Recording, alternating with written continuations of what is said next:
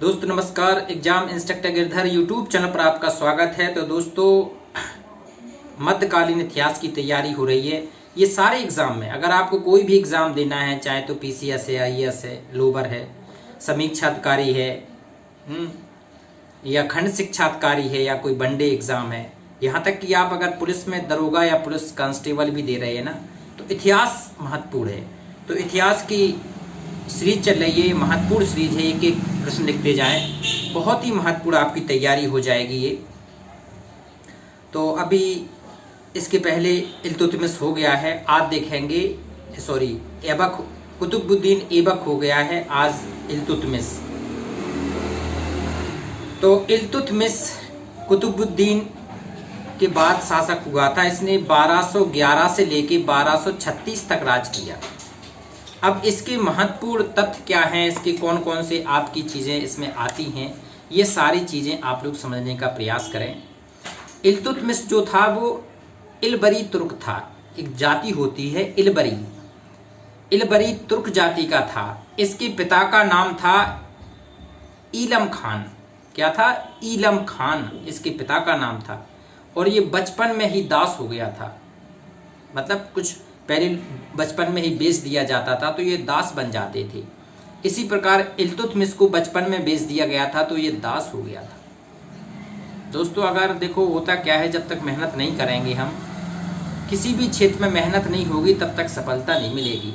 तो बहुत बारीकी से आपको मेहनत करना है, बहुत अच्छी तरह से मेहनत करनी है कि आने वाले समय में जो आपका कंपटीशन होगा वो कहते हैं क्वालिफाई हो जाए।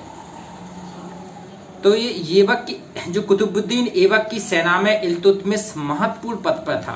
इसका पद था सर ए जहांदार। सर ए जहांदार के पद पर था इल्तुतमिश। जहांदार का पद होता था अंगरक्षकों का, जो अंगरक्षक थे इसका प्रधान हेड था ये। सर ए जहांदार का महत्वपूर्ण पद था इल्तुतमिश के पास। ऐबक ने ग्वालियर की विजय की उपलब्धि में इल्तुतमिश को अमीर नियुक्त किया था। जब ये ग्वालियर जीतने गया, तो वहां से जब जीत के आया ग्वालियर, तो इसके अमीर की उपाधि भी कुतुबुद्दीन ऐबक ने इल्तुतमिश को दे दी थी, अमीर। अंत में ऐबक ने दिल्ली साम्राज्य में सबसे उच्च इक्ता, जो सबसे दिल्ली सल्तनत का सबसे बड़ा इक्ता था, जैसे आज का कहते हैं मुख्यमंत्री पद, उत्तर प्रदेश बड़ा राज्य है, तो अगर कोई भारत में चाहे कि हमें कहाँ का मुख्यमंत्री बनना है, तो उत्तर प्रदेश का। इसी प्रकार की उस समय इल्तुतमिश के समय में तो सबसे बड़ी इक्ता थी बदायूं, बदायूं का। तो कहते हैं वहाँ पे इसको बदायूं का इक्तेदार बना दिया गया था ऐबक के समय में, इल्तुतमिश को। ऐबक ने इल्तुतमिश की योग्यता देखकर, देखो दास की किस्मत, अब अपनी योग्यता देखकर अपनी पुत्री का विवाह कर दिया।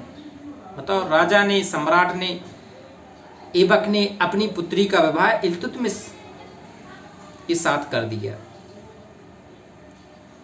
इल्तुतमिश ने दिल्ली का सुल्तान बनने के बाद, जैसे ये सुल्तान बन गया, तो 1229 ईस्वी में बगदाद के खलीफा, इन्होंने जब ये सुल्तान बन गया तो बगदाद के खलीफा, पहले होता था अपने राज्य की मोहर लगाने के लिए खलीफा से परमिशन लेनी होती थी, तो इसने बगदाद के खलीफा, जो उच्च खलीफा थे, उसको अपने खलीफा था उस समय अल मुंतसिर बिल्लाह से स्वीकृति प्रदान कर ली थी कि मैं हूं राजा। अल मुंतसिर बिल्लाह से दिल्ली को राजधानी बनाने वाला ये प्रथम सुल्तान कौन था? इल्तुतमिश ही था। इसके पहले दिल्ली नहीं थी, लाहौर बनाई थी कुतुबुद्दीन ऐबक ने, लेकिन इसने क्या किया, इसने दिल्ली राजधानी बनाई। तो पहली दिल्ली राजधानी किसने बनाई? इल्तुतमिश ने। इल्तुतमिश का एक वजीर था, उसका नाम था निजामुद्दीन जुनैदी। क्या नाम था? निजामुद्दीन जुनैदी। इल्तुतमिश के समय मंगोल नेता, कहते हैं चंगेज खान ने भारत पर आक्रमण किया। तो प्रश्न आता है कि चंगेज खान का आक्रमण किस शासक के काल में हुआ था? तो चंगेज खान ने आक्रमण किया था इल्तुतमिश के समय में। इल्तुतमिश ने तुर्क दासों के 40 लोगों के समूह से बनाया था। 40 तुर्क दासों को लिया था, जिसे कहते हैं तुर्कान चहलगानी, तुर्कान चहलगानी बनाया था। तुर्काने चहलगानी, जिसमें 40 लोग थे, 40 दास थे। उसी 40 दासों का एक संगठन बनाया था इल्तुतमिश ने, तुर्काने चहलगानी। ये पूछा जाता है तुर्काने चहलगानी किसने बनाया था, तो ये इल्तुतमिश ने बनाया था, तुर्काने चहलगानी। और इल्तुतमिश ने ही भारत में सर्वप्रथम एकता प्रणाली सुव्यवस्थित रूप से शुरू की थी। एकता क्या होती थी, पहले वेतन दिया जाता था, एकता होती थी जमीन का एक छोटा सा टुकड़ा, भूमि। तो इल्तुतमिश ने ही सबसे पहले ये एकतादार बनने लगे। एकता देने की व्यवस्था इसी ने शुरू की थी। किसने की थी? इल्तुतमिश ने एकता देने की। इल्तुतमिश ने ही सर्वप्रथम दोआब क्षेत्र के महत्व को समझकर वहां तुर्क सैनिक नियुक्त किए। दोआब में तुर्क सैनिक की नियुक्ति कहाँ किसने की थी? इल्तुतमिश ने की। आठ कुत्ते शांत रह। इल्तुतमिश ने ही सर्वप्रथम दोआब क्षेत्र के महत्व को समझकर वहां तुर्क सैनिक नियुक्त किए। इल्तुतमिश ने ही सर्वप्रथम शुद्ध अरबी के सिक्के चलाए। शुद्ध अरबी के सिक्के किसने चलाए? इल्तुतमिश ने सबसे पहले चलाए। इल्तुतमिश ने ही सर्वप्रथम चांदी का टंका और तांबे का जीतल प्रचलन में किया था। चांदी का तो टंका चलाया और तांबे का जीतल ये किसने चलाए थे? ये इल्तुतमिश ने चलाए थे, चांदी का टंका और तांबे का जीतल। इल्तुतमिश ने 1231-32 में कुतुब मीनार का निर्माण कार्य पूरा किया था। स्टार्ट किसने किया था कुतुब मीनार का बनाना? ऐबक ने, कुतुबुद्दीन ऐबक ने तो इसको स्टार्ट किया, लेकिन इसको बनाने का पूरा किसने किया? वो पूरा किया था इल्तुतमिश ने। कब किया था? 1231-32 में। इल्तुतमिश ने जोधपुर में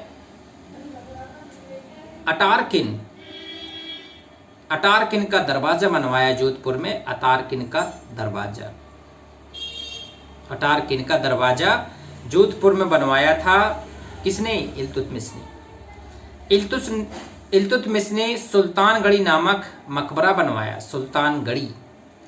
इस प्रकार प्रथम मकबरा निर्माण का श्रेय किसको जाता है? इल्तुतमिश को जाता है। इसने सुल्तानगढ़ी नामक मकबरा बनवाया। इस प्रकार प्रथम मकबरा निर्माण का श्रेय किसको जाता है? इल्तुतमिश को, क्योंकि इसने सबसे पहले ये मकबरा बनाया था। उसने सर्वप्रथम दिल्ली में एक मदरसे की स्थापना की इल्तुतमिश ने, और उसका नामकरण मोहम्मद गौरी के नाम पर क्या रखा उसने? मदरसा-ए मुइज़्ज़ी नाम रखा इल्तुतमिश ने। एक दिल्ली में मोहम्मद गौरी के नाम से मुइज़्ज़ी कर दिया, मुइज़्ज़ी, मदरसा-ए-मुइज़्ज़ी। इल्तुतमिश की मृत्यु के बाद उसका पुत्र बना रुकनुद्दीन फिरोज। कौन बैठा इल्तुतमिश की बाद? जब इसकी मृत्यु हो गई 1236 में, तो रुकनुद्दीन फिरोज बैठा 1236 में, गद्दी पर बैठा। लेकिन शासक जो माँ थी शाह तुर्कान चलाती थी। इतना अयोग्य था कि उसकी जो माँ थी शाह तुर्कान, ये गद्दी चलाती थी रुकनुद्दीन फिरोज की। वह अयोग्य शासक था रुकनुद्दीन फिरोज, इल्तुतमिश के बाद जो बैठा था। बाद में जनता ने क्या किया?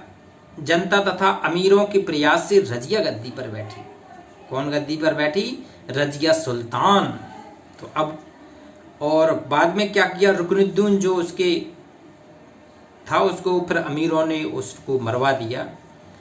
तो पूरी रूप से अब दिल्ली के सल्तनत पर बैठने वाली प्रथम महिला हो गई रजिया सुल्तान।